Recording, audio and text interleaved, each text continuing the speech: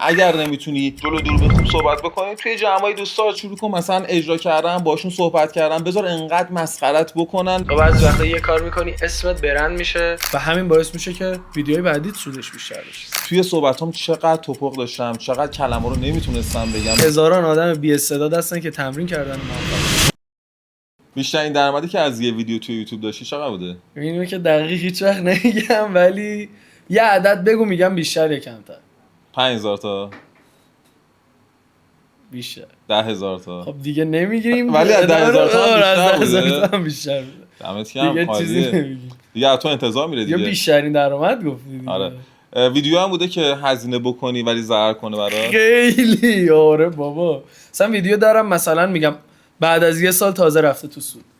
چون یوتیوب اینجوریه که مثلا میگم مثلا 500 میلیون هزینه ویدیو میکنی برای مثال، تو ماه اول و روز پخش که این 500 میلیون درآمد نداره. خب 6 ماه 9 ماه میگذره به یه ویوی میرسه که میگیم اوکی دیگه پول خودشو در آورد، یا مثلا یه سال میگذره میگیم خب پول خودشو در آورد، از اینجا به بعد هر کی بیاد ببینه سود میکنه. تا 12 سال به اون ویدیو بعد از آپلودش پول میده؟ نه تا هر سال.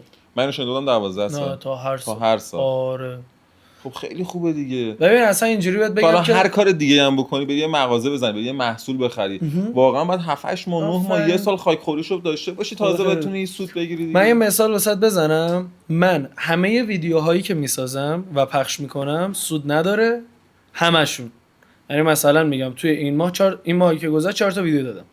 4 تا ویدیو میانگین ساختشون 300 400 میلیون باشه، تو اون ماه 100 تومن 150 تومن به من پول داده تو اون ماهی که پخش شده. ولی من چجوری سود میکنم؟ من همزمان دارم از ویدیوهایی که قبلا ساختم پول دارم. مثلا من پارسال یه ویدیو ساختم، این ماه 50,000 تا ویو خورده. مثلا میگم من تو ماه 4 تا ویدیو میسازم، ولی من چند تا ویدیو دارم؟ کلا 130 تا ویدیو دارم.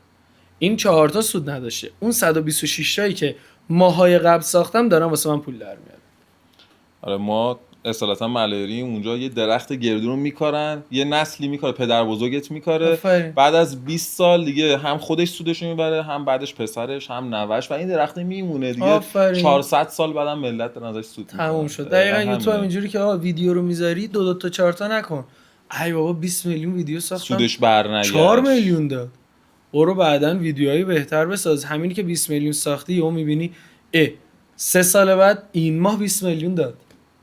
عجیب ترین آدمایی که دیدی توی یوتیوب دارن پول در میارن و عجیب ترین کارهایی که دارن میکنن. عجیب نیست اسمش مغز و اسمش هنره و اسمش با عجیب نمیخوام اسمشو بذارم، ولی دمت گرم. چندین کانالن که قطعا دیدید، یا اگر ندیدید نمیدونید ایرانیان، که توی ییلاق قشلاق شمال از زندگی عشایری ویدیو میسازن و درآمدشون 20 برابر چنل من. میلیاردی پول در. بله. دوربین رو میذارن، از مثلا میگم شیر دوشیدن و پروسه‌ای که شیر رو میدوشم تبدیل به پنیر میکنم ویدیو میسازن، از تصویر مثلا کوه و جنگل، این قطره‌ای که داره میفته کاملا واقعی ها. یعنی بری اونجا میبینی واقعا اونجا دارن زندگی میکنن. ولی چرا قشنگه؟ تا اینو میذاری رو تلویزیونت، یه موزیک بک‌گراند خوشگل داره، یه حس آرامش باحالی میده و ویدیو به نظر چقدر ویو میخوره؟ چقدر؟ 5 میلیون مینیمم. چنلشون چقدر ساب من داره؟ بیشترین ویوی که دارم 3 میلیون 2 میلیون و 800 900. چنلشون چقدر ساب داره؟ 12 میلیون ساب. ما توی ایران و چون صحبت نمیکنن اینترنشنال دیگه، همه از همه جای دنیا اون وایبر رو میگیرن. دقیقا. اون حال خوبه رو از این میگیرن. دقیقاً. ما توی ایران از یوتیوبر هامون که یوتیوبرای خفنیان 1-2 نفر میلیونین، بقیه سابشون 500 600 700 میانگین، تاپ 5 مون مثلا تاپ 10 مون، ولی اونا همشون میلیونین و همشون دارن ویوهای خیلی خوب میگیرن. چرا؟ یه نفر گفته آقا ما که چقدر زندگیمون قشنگه، انقدر توریست میاد ازمون فیلم میگیره، خودمون فیلم بگیریم پخش کنیم. دیدی مثلا توریستای آلمانی، آمریکایی، سوئیسی میان مثلا ییلاق قشلاق ما میگن چقدر زندگیشون باحاله، با 4 تا چوب مثلا خونه درست کردن. یارو میگه آقا خونه درست کردنمو ویدیو میکنم، حرفم نمیزنم روش. بابا یه دونه بود هندی بودن، میکندن مثلا استخ درست میکردن. اونا خیلی معروفن و واقعا الان پروداکشن دارن ولی اوایل شاید تا 2 سال اول خودشون بودن. میدونی خیلی باحال بود ویدیو. من خودم فن اونا بودم. همه میدیدن یه گل با چوب میکند، یه خونه درست میکرد، یه سرسره خاکی درست میکرد. تا حالا شده واسه یه دونه ویدیو خودتو به خطر بندازی؟ ویدیو آخری که خطرناک بود ذره. نه دیگه همه چیز سیف بود و ایمنیش رو رعایت کرده بودیم، به خطر نه حقیقتا. ولی مثلا بانجی جامپینگ اگه از نظرتون خطره، مثلا بانجی جامپینگ بودش نیمه خطرناکه. آره دیگه. پرخرج‌ترین ویدیو چقدر خرجشه؟ والا پرخرج‌ترین ویدیوم که همون 50 یوتیوبر بود. پارسال فکر کنم مهر یا آبان گرفتیم، پارسال 1 میلیارد و 200. ولی 1 میلیارد و 200 بود. تا الانم سود نشده ویدیو واقعا. ولی روی برندینگت خیلی تاثیر گذاشت. من همیشه اینجا همه جا گفتم 1 میلیارد و 200 هزینه کردم، کلی ساب گرفتم، کلی اسمم معروف‌تر شد. فکر کنم پول تبلیغات دادی. نه چی میگم؟ من یه ویدیو ساختم خودمو به خودم حداقل اثبات کردم که آقا من کسی بودم که این کارو کردم. و اصلا همیشه درآمد از ویدیو سود تو نیست. تو بعضی وقتا یه کار میکنی اسمت برند میشه یا معروفتر میشی یا میگن آقا یارو بلده، یارو میتونه، و همین باعث میشه که ویدیوهای بعدیت سودش بیشتر بشه. به چه آدمای یوتیوب پیشنهاد نمیکنی؟ به آدمایی که فقط میخوان بیان ویدیو بسازن که پول در بیارن. نمیتونی موفق شی. هدف صرف بیزنسی فایده نداره. آره، اگه دنبال پول در آوردنی یا آنلاین شاپ خوب بزن، کمک بگیر از بقیه دوستات، محصول بفروش. چی باید در کنارش باشه؟ علاقه واقعا مهمه. آره، یعنی ببین همه یوتیوبرها، همه خواننده ها، همه کسایی که با فیمشون یا با اون هنری که میسازن پول در میارن، همشون دنبال اون هنره بودن اول، بعد پول قاطیش شده. هیچ کس اینجوری نبوده که یوتیوب پول در میاره ما بریم یوتیوبر شیم. بوده ها، ولی پول در نیاورده. همون بوده بابا پول در نمیاریم، میرفتم مثلا میگم آنلاین شاپ میزدم بیشتر پول در میآوردم، چون ذهنش رو پوله، سرمایه گذاریه رو نمیبینه که آقا من دارم برند میسازم بعد اصلا از یه جایی به بعد اون شخص اینجوری میشه که بابا یه ویدیو میسازیم با 10 میلیون 100 میلیون در میاره. ذهنش به اونجا نمیرسه که بابا خرج کن مثلا، یا برند بساز، یا ایده بساز برای خودت، بعدن بیشتر پول در بیار. من به این دست آدم‌ها اصلا یوتیوب پیشنهاد نمیکنم. چند وقت پیش یکی از دانشجوام داشت با هم صحبت میکرد، گفت من ویدیوهای شما رو میبینم، ویدیوهای بقیه حالا یوتیوبرها و اینستاگرامرها رو میبینم، خیلی خوب صحبت میکنید. بعد گفتم برو ویدیوی اول من نگاه کن. توی صحبتام چقدر توپق داشتم، چقدر کلمه رو نمیتونستم بگم، به مرور بهترم شد. فکر میکنم برای تو هم همینجوری بود. الان خیلی خوش صحبتی، خیلی اصلا اینجوری که برنامه داره عالی میره جلو. اینو به یکی از دوربینا به دوربین خودت بگو. کسایی که دارن الان این ویدیو رو میبینن و طرف احساس میکنه که پسش بر نمیاد، نمیتونه اونجوری که باید مخاطبو همراهش بکنه. واقعا هممون از اول اینجوری بودیم، نه رفته درست شده. اصلا یوتیوب یه فرقی که داره اینه که شما میتونی کات کنی وسط ویدیو. مثلا سلام بچه، امروز با هم دیگه اومدیم یه غذای خیلی خوشمزه، دوباره میگیرم، تست کن برای خودت، دوربین رو روشن کن، برای خودت شروع کن به حرف زدن. دقیقاً همین جمله‌ای که بهتون قول میدم میگید کاری نداره، ولی یه متن بنویسید، یه دوربین بذارید و جلوی دوربین سعی کنید حرف بزنید. من یوتیوبرایی که کنارم ویدیو میگرفتن، نوبت خودشون که شده استرس سنگینی دوربین داشتن. سنگینی دوربین رو واسه خودتون فراهم کنید، 4 تا ویدیو بگیرید، زبونتون دیگه از یه جایی بعد اینجوری که بابا خودم باشم. چون همه آدما معمولا زمان اولی که ویدیو میگیرن اینجوریان، یه خورده سفتن، معذب بودن از یه زمانی که دیگه بریم یا من بنیامینم برای مثال توپق زدم دیگه، آدم عادی ام، فیلم که بازی نمیکنم، اصلا توپق زدم میگم بچه میشه این قسمت رو در بیارین، سخت نباید بگید. چند تا راه حلم بهتون میگم بچه‌ها، اینا رو تمرین بکنید توی خونه، حتما تاثیر میذاره.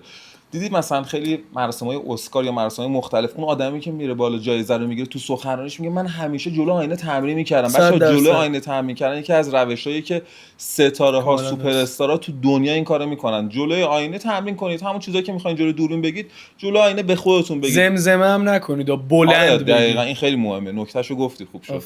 قشنگ بلند با خودتون تمرین کنید، بگید، اجرا بکنید. آینه مال زمان قبل از اختراع دوربین و موبایل ایناست. الان که دوربین و موبایل اومده میتونید موبایلتون رو بذارید روی سه‌پایه، قشنگ خودتون فیلم بگیرید، بشینید نگاه بکنید، بعد برید فیلمتون رو به دوستاتون نشون بدید، بگید بچه‌ها مثلا یا براشون بفرستین، بگید نظرت راجع به این مسخره‌تون هم میکنن. آره این مسخره کردن اصلا قدم اوله. اصلا درسته. یعنی اگه دیدن مسخره‌تون میکنن راه درستی. آفرین. سومیش هم که تو جمعای دوستاتون اگه میخوای مثلا حالا شغلای مختلف هم همینه ها. باز از یکی از دوستام که رپر بود داشتم سوال میکردم، گفتم مثلا یه رپری که استرس داره توی جمع نمیتونه لایو اجرا کنه، گفت انقدر اجرا بکنه، انقدر مسخرهش بکنن تا درست شه. تموم شد. دقیقاً همینه. اگر نمیتونی جلو دوربین خوب صحبت بکنی، توی جمعای دوستات شروع کن مثلا اجرا کردن، باشون صحبت کردن، بذار انقدر مسخرت بکنن، بذار انقدر ایراداتو بگیرن و تو ایراداتو برطرف بکن. یعنی اینجوری نباشه که با شنیدن اون حرفا، با شنیدن اون چیزایی که بهت میگن یهو خودتو ببازی، احساس شکست بکنی. نه بچه‌ها، اصلا مسیرش برای همه ماها همین شکلی بوده. کاملا درست. بعدش کم کم اون کارو میکنی و دیگه بابا دو تا رفیق شید، یکی بشینه مثلا جای آقا سینه، یکی بشینه جای من، همینجوری از هم دیگه سوال بپرسید. آقا مثلا تو باشگاه میری، سوال اول آقا چه وزنایی بزنیم، مثلا همونو فکر کن یه پادکست واقعیه، جواب بده، انرژیت میاد بالا، یاد میگیری اصلا چه حرفایی بزنی، بداهه چی بگی. فقط با تمرین. هیچ چیزی توی دنیا نیست که با تمرین درست نشه. واقعا هیچ چیزی تو دنیا نیستش که با تمرین درست نشه. تمرین. استعدادو بذار کنار. اصلا به استعداد واقعا به اون شکل اعتقادی ندارم. استعداد وجود داره، ولی هزاران آدم با استعداد هستن که تمرین نکردن و موفق نشدن و هزاران آدم بی استعداد هستن که تمرین کردن و موفق شدن. دقیقاً. یه آدم با استعداد، یه آدمی که تمرین رو ول نمیکنه، با هم دیگه بیاری توی هر کاری، من بهتون قول میدم بعد یه سال این آدمی میبره اون آدم. فرقی نداره، چون واقعا تمرین به نظر مهمترین اصل برای موفق شدن توی هر کاریه. هر کاری. یه مثال بزنم، مثلا بدنسازی. یه سری اصلا ژنشون خوبه، ژن باشگاه استعداد ژن تمرین کردن و عضله ساختن رو داره، ولی نمیره باشگاه. اونی موفق تره یا اونی که آقا ژنش ضعیف تره ولی داره هر روز میره باشگاه؟ کدومشون بدنشو بهتر میسازه؟ یه جوابشو خودتون میدونید دیگه. چند وقت پیش یه آقای اومد با پسرشون، یه پسر مثلا 17 18 ساله، یه آقای 50 ساله، بعد صحبت و اینا، بعد بابای مشوق پسره بود که بیاد توی یوتیوب و توی اینستاگرام شروع بکنه. بعد اول حرفاش چیز جالب به من گفت من که ازم گذشته، من که دیگه سنم دیگه نمیخوره. اومدم پسر گفتم یه لحظه وایسا، یوتیوب سن و سال نداره، 50 سالته، 80 سالته، واقعا یوتیوب سن و سال داره؟ بابا الان که گفتی 50 سالشه، مثلا گفته من که یه سنی ازم گذشته، یه سری ایده هستن که آدمای 50 ساله، همین الان یه مثال اومد تو ذهنم، شما یه پادکست بزن اسمشو بذار مثبت 50، خب بیا رفیقای 50 سالتو بیار بشون بگو داداش چی شد ورشکست شدی، بیا از درسایی که از آدمایی که مسنن مثبت 50 مثبت 60 داداش چی شد بعد 20 سال طلاق گرفتی، مثال میزنم، چی شد 3 تا نوه بزرگ کردی. اینا رو که من و سینا و 1000 تا یوتیوبر جوان نمیتونن بیان بگن. شما که 50 سالته بیا یه دونه پادکست بساز، بیا این حرفا رو بزن، بیا بگو که آقا مثلا من 50 سالمه، مثلا مثال میزنم، یه نفر بیار آقا چی شد 20 سال سیگار کشیدی. در مورد کسایی که 20 سال یه کاریو کردن یه پادکست، اصلا همینو من الان گفتم. آره. دلم میخواد یکی بسازه ببینم. اصلا من سوالا رو قبل برنامه گفتم که تو اتاق بودیم، گفتم میخوایم سوالا رو مرور کنیم، گفت نه بپرس منم فعل بداهه میگم. آره. من داشتم گفتم چجوری خوب داره همینجوری ایده میگه، انقدر ایده دادی دیگه ذهنت شده کارخونه ایده سازی. یه نفر که مثلا میگم خواننده است، اوایل شعر مینوشه، شاید یه ورس 2 روز طول میکشیده، الان میگی مثلا دریک میگه که یه دونه موزیک داره با جک هارلو، اسمشو یادم رفته خب ولی خیلی معروف شده بود، میگفتش که توی قایق بودم از یه جزیره میخواستم برم اسکله، میگفت اونجا هدفون گذاشتم این ورسو نوشتم 9 دقیقه. ورسو نگاه کنی پر آرایه ادبی و کلمات خوشگل و اینا. آره. 20 سال آلبوم نوشته، دریک شده. منم الان اینجوری بودم که با گفتی بودم چقدر مثلا باحال میشه که یه 50 ساله بیاره واقعا یه پادکست با رفیقاش بذاره، هیچ کدوم هم نشناسیم، بیا تایتل بزنه 30 سال سیگار کشیدن، 30 سال بازاری بودن، 30 سال تمرین کردن. خیلی من دوست دارم اینو، اصلا تجربه آدم 50 ساله رو ببینم. دقت کردی اکثر خواننده تو مسیر رفتن به یه جای شعرهای بال می‌نویسن. اگه دوست خواننده داری تو مسیر باشون صحبت نکنی، اینا شاید در حال خلق یه اثر جاویدان باشن. قسم می‌خورم بهترین ایده‌هامو پشت فرمون ماشین داشتم به خدا. منم اینجوریام، منم خیلی موقع مثلا توی راه و اینا اکثرا توی راه میخوام بیشتر، ولی خب اون تایمایی که بیدار باشم واقعا ایده پردازی میکنم، هی نوت میکنم توی گوشیم. یه سوال، ایده هایی که به ذهنت میاد و نوت میکنی سر تیتراشو، بعدا میری هی بهترشون میکنی؟ بعضی وقتا یا وایس میگیری واسه خودت؟ آفرین، می‌خواستم اینو بگم. بعضی وقتا اینجوری میاد تو ذهنم که این باحاله، مثلا پادکست مثبت 50 باحاله، حالا هم چون مثلا زدم پادکست مثلا می‌نویسم پادکست مثبت 50. بعضی وقتا اینجوری هم که پادکست مثبت 50 ولی تایتلم خوب گفتم، مثلا یه شخصی که 30 سال مواد کشیده رو بیارم برای مثال، خب اینو وایس میگیرم، یا وایس میگیرم میدم به یکی از بچه‌ها، مثلا میدم به ادیتورم، میدم به بچهای تیم، میگم آقا اینو تو ذهنتون باشه، پروپوزالش کنید، مثلا نصف بدید بهم پر کنم، مثلا یه همچین چیزی. تو ویدیوهاتو پر میکنی؟ آره. قدیمی‌ها میگفتم پر کنم. یه نفر که میخواد حرفه‌ای تو یوتیوب شروع بکنه ماهی چند تا ویدیو بذاره؟ هفته‌ای 2 تا. هفته‌ای 2 تا. اگر نمیرسی هفته یکی، ولی کمتر از هفته یکی به نظر من باز شروع نکن. باید انقدر واسه ماهی 4 تا دیگه واقعا کمه اصلا. دیگه باید انقدر واسه کار ارزش قائل باشی که توی هفته یک روزو بهش اختصاص بدی دیگه. حداقل. آره هفته 3 تا چی؟ خوبه، بد نیست، ولی برای شروع، چون که هفته 3 تا نیاز به هفته 3 تا ایده داره، هفته 3 روز فیلم برداری داره. اگر انرژیت نمیفته انجام بده، ولی از یه جایی به بعد انرژیت میفته و کوالیتی کارت میاد. برای بچه‌ها که سبکی رو انتخاب میکنن که سبک راحت تره، میشه این نسخه رو داد که هفته 3-4 تا، مثلا اگه ریاکشنه شاید خیلی کار سختی نیست، راحت تر، موزیکا میاد هی شروع میکنه این کارو کردن، ولی چیزایی که بیگ پروداکشن مثل کار تو واقعا نمیشه هفته 2-3 تا بیشتر، اصلا هفته 2-3 تا بیگ پروداکشن که امکان نداره، مگر اینکه چندین تیم داشته، مثلا به هر تیم بسپاری که آقا مثلا 10 نفر شما برید اینو بسازید، من دوشنبه میام رکورد میکنم، تو هم برو بساز، من چهارشنبه میام رکورد میکنم، که باز هم به مدیریتت صدمه میزنه که همزمان باید 3 تا تیمو هندل کنی. ولی باز هم بچه‌هایی که میتونن هفته 3 تا ویدیو بگیرن، مثلا ریاکشنه، پیشنهاد میکنم هفته 2 تا بگیر، ایده‌تو بپس، کاورتو بهتر کن، ادیتتو بهتر کن. بریم راجع به کپی رایت توی یوتیوب می‌خوایم هم دیگه صحبت بکنیم. یه چیزی که فکر می‌کنم خیلی هم مهمه، توصیه‌های تو به عنوان یه یوتیوبری که ترکونده راجع به کپی رایت به بچه‌ای که تازه می‌خوان شروع کنن. از چه جهت کپی رایت موزیکی، ادیتی، کپی رایت موزیکی، ادیتی، صدایی.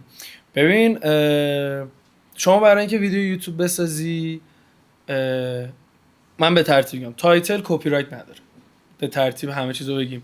کاور، اگر یک تیکه عیناً از کاور یک نفر برداری میتونه استرایک بزنه، میتونم نزنه، ولی اون هم باز کپی رایت نداره و مشکلی برات ایجاد نمیکنه اگر عیناً کاور رو بر نداری.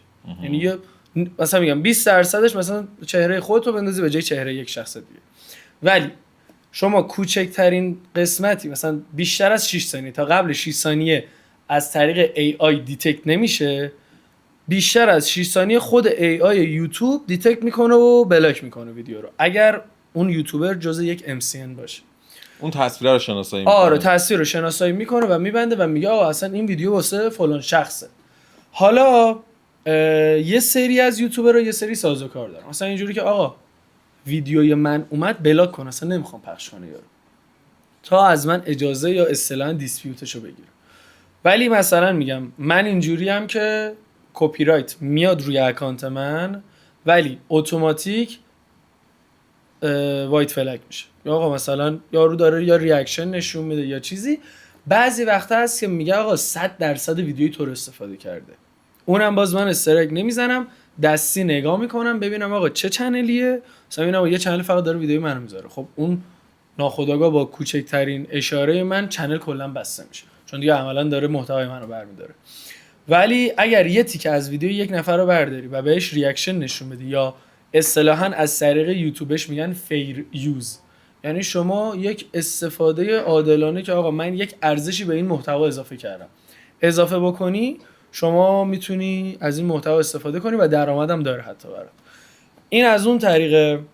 از طریق دیگه ما موزیک ها رو داریم که موزیک ها اگر توی یوتیوب استفاده بشن بلا استثنا کپی رایت میخوره، و ویدیو بلاک نمیشه ولی درآمد ویدیو میرسه به صاحب اثر. بیشتر از 6 ثانیه.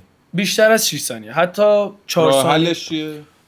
راه حلش اینه که استفاده نکنی. نه البته خود موزیک نمیذاره روی ویدیو. من مثلا شده من یه دونه موزیک استفاده کردم از موزیک چرسی و از قبل با خود چرسی هماهنگ کرده بودم که آقا من میخوام از این موزیک استفاده بکنم، اجازه پخش بهم میدی؟ گفت آره. من ویدیو رو آپلود کردم، لینک ویدیو فرستادم واسه چرسی، گفتم که آقا اینو اگه میشه واسه من وایت فلگ کن، که وایت فلگ کردم، من ویدیو رو پخش کردم. از اون بانکایی که استری موزیکای بدون کپی رایت استفاده میکنن، یه سری جاها هستن که اصلا اینا میان اشتراک میفروشن مثلا ماهیانه $10، ولی یه لایبرری خیلی خفن موزیک دارن که موزیک انفجار، موزیک متن، اصلا موزیک خواننده میخونه روش، یعنی مثلا یه موزیک خیلی خوب، لایسنس رو بهت میده. آره لایسنس رو بهت میده، شما وارد میکنی توی قسمت کپی رایت یوتیوبت و میتونی از اونا استفاده بکنی. آره و بچه‌هایی که دارن نگاه میکنن اگر مثلا فکر میکنید یه موزیکو وردارید، یه ذره بی پی امش رو بالا پایین بکنید، یه ذره اسلو بکنید، باز اونها هم کپی رایت میخوره. آره یعنی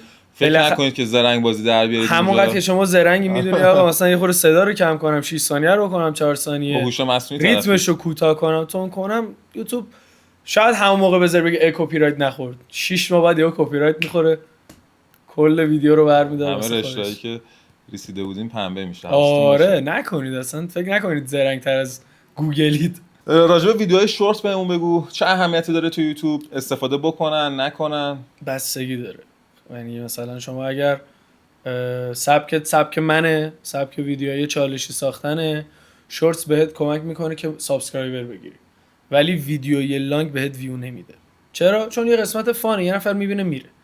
ولی مثلا پادکست شما یه قسمت شورتس میذاری توی یوتیوب، میگه چه جمله خفنی گفت، چه آدم باحالیه، از این مصاحبه لذت میبرم، برم لانگش هم ببینم.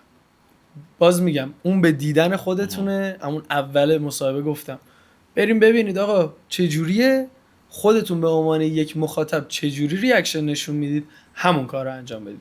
ولی در کل شورتس رو پیشنهاد میکنم برای بچه‌ای که میخوان شروع کنن، ولی بچه‌ای که به یه ویوی، به یه فیمی رسیدن، اگر محتوای شورتسشون به محتوای لانگشون مربوط نمیشه یا ادیت از اونه، خیلی توصیه نمیکنم. ولی بوده بچه‌ها بعضیا ساختن به نفعشون بوده، یه سری هم ساختن به نفعشون نبوده. یعنی بخوام راحت تر بهتون بگم، اگر میخواید همزمان ویدیوی لانگ بسازید و ویدیوی شورتس بسازید، از ویدیوی لانگتون شورت رو بر ندارید، یه تیکه از ویدیو رو بر ندارید، برید برای شورتستون یه محتوای جداگونه بسازید. یعنی اکثر کسایی که خارج از کشور توی ایران شورتسشون موفقه، برای شورتس یه ضبط میرن، یه سناریو میرن، برای لانگ یه ضبط میرن، یه سناریو میرن. کسایی که تازه دارن شروع میکنن هفته‌ای چند تا شورت بذارن؟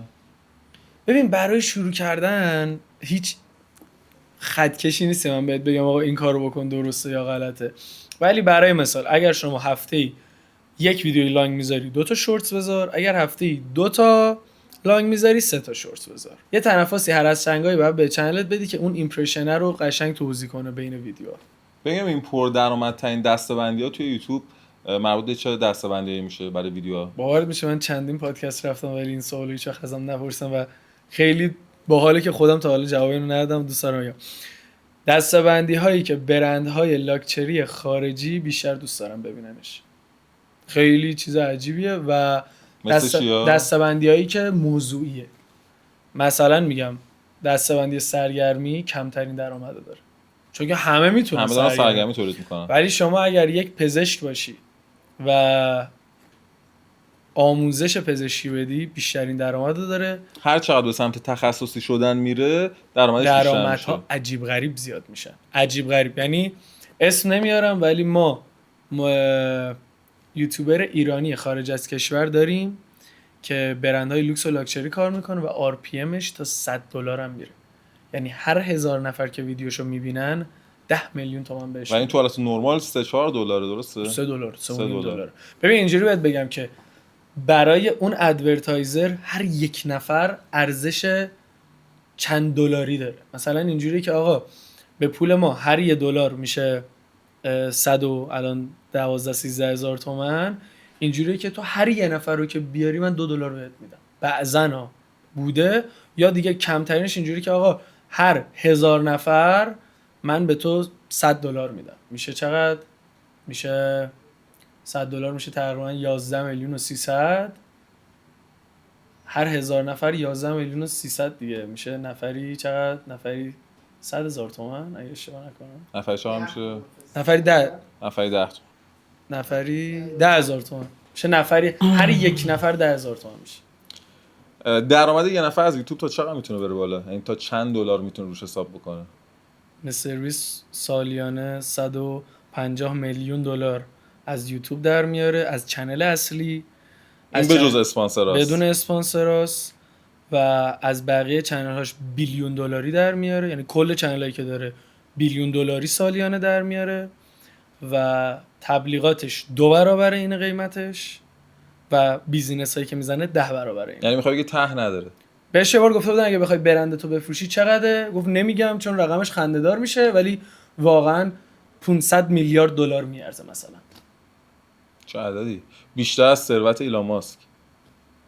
میدونی چرا؟ مثال زد، گفتش که من الان آدمی هستم که میتونم یک بازی بسازم، یک گیم، و توی یکی از ویدیوهام پروموتش کنم و بهتره کنم تمام شد. و اگر مثلا میگم ویدیومو 500 میلیون نفر میبینن، مثل سرویس میگه کافیه 5 میلیون نفرشون برن اون بازی رو $10 بخرن و من 50 میلیون دلار بگیرم. جوانترین میلیاردر خودساخته دنیاست. بله. آدمی که زیر 30 سال تونسته به میلیارد دلار برسه توی 23 سالگی. و این نشون میده که بچه‌ها واقعا یوتیوب خیلی پتانسیل داره و شما عملاً با ساختن چنل یوتیوبتون و فعالیت کردن توی اون زمینه روی خودتون دارید سرمایه گذاری میکنید و من همیشه گفتم بهترین سرمایه گذاری بگم این سرمایه گذاری کردن رو شخص خودته. هیچ چیزی خرابش نمیکنه، هیچ چیزی، و همینجوری سال به سال داره افزایش پیدا میکنه، قیمت خودت میره بالاتر و توی وجه‌های مختلف میشه داشت درآمدزایی داشت، اسپانسرینگ، درآمد خود چنلتون، این که اصلا برید یه آنلاین شاپ بزنید کنارش، یه فروشگاه بزنید، به سرویس شکلات میفروشه دیگه. سرویس شکلات میفروشه و درآمدش الان از شکلاتش به اندازه یوتیوبش رسیده. من میدونی که چقدر فروشگاه‌های بزرگ دنیا استقبال میکنن که محصولات مستر به خاطر اون برند شخصی که ساخته. و یه نفر میاد داخل اون فروشه که شکلات مسترویس رو برداره، میگه برم یه شیرم بردارم با این شکلاتو بخورم، به نفع اون فروشگاه، به نفع اون برنده. دنیای اینفلوئنسراست. یعنی هر جا که نگاه میکنی، یعنی تو انتخابات آمریکا من میدیدم که دو تا رقیب، یعنی هم ترامپ هم اونور قضیه، هر شهری میرفتن یه اینفلوئنسر و یه سلبریتی رو همراه خودشون میبردن و دیدم چند وقت پیش پادشاه عربستان یه سفری داشت آمریکا، کریس رونالدو رو با خودش به عنوان اینفلوئنسر برده بود. اصلا دنیا داره عجیب میشه. اثرگذاری اینفلوئنسرها واقعا توی هر وجه، سیاست، توی بیزنس، توی اقتصاد، توی همه چی. حتی من یادمه چند وقت پیش یه حاشیه‌ای واسه مسترویس درست شد، اینجوری بود که یه لایو استریم خیریه بود که می‌خواستن 10 میلیون دلار اگه اشتباه نکنم جمع کنن برای پاکسازی آب، یه همچین چیزی بود اسمش، دقیق نمیدونم ولی واتر تیم بود، نمیدونم دقیق یادم نیست، ولی اینجوری بود که یه نفر از کسایی که توی قاب با مسترویس بود یه حرف سیاسی زد و مسترویس سرش تو گوشی بود و اصلا کوچکترین ریاکشن نشون نداد، به خاطر اینکه میگفتن که اگر کوچکترین ریاکشنی آره نه ایول نگو بگو هر چیزی بگه، چون که چندین کانکشن داره که یه سریاشون با حرف سیاسی اون موافق یا مخالفن، کلی اسپانسر کلی کانکشن از دست میده و به خاطر همینه که یه نفرشون که وارد سیاست میشه انقدر نفع براش داره و انقدر ضرر براش داره که میارزه برای مثلا میگم همون پادشاه عربستان که بگه آی رونالدو یا مثلا این پولو بهت میدم یا این مزایا رو بهت میدم با من بیا، چون به نفع منه که بیننده به من میده. بیایم راجع به RPM با همون صحبت بکنیم. RPM در واقع واحد پولیه که یوتیوب به شما به ازای 1000 بازدید میده.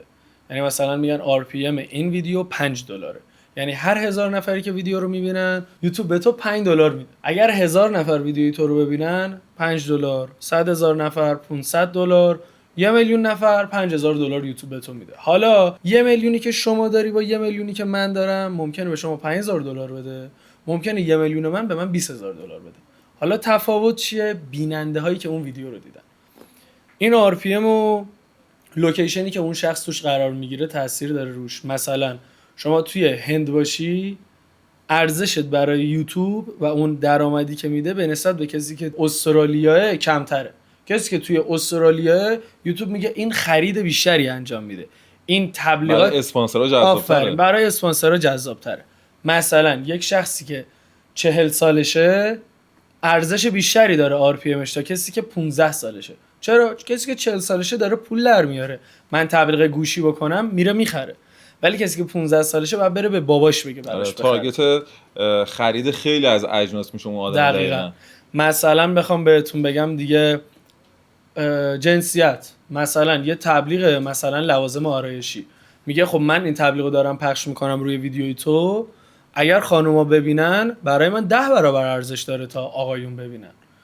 و همین هزاران جزئیات داره، سن، لوکیشن، جنسیت، کشوری که توش بزرگ شده، با چه پلتفرمی داره، مثلا با گوشی ببینی یا با تلویزیون ببینی تاثیر داره. مثلا شما میگه مثلا آر پی ام کسی که با تلویزیون ویدیو رو میبینه بیشتره تا کسی که با گوشی میبینه. چرا؟ یوتیوب میگه که آقا اون کسی که داره با تلویزیون میبینه انقدری محتوا رو دوست داشته و براش ارزش قائل شده که رفته حالا HDMI بس کرده یا سرچ کرده رو تلویزیون انداخته و معمولا یه رسانه جمعی تره، تلویزیون 7 نفر 8 نفر دارن میبینن. اینجوریه که آقا احتمال اینکه این رو تلویزیون انداخته باشه با 2-3 نفر ببینه بیشتره، پس من آر پی ام رو 2-3 برابر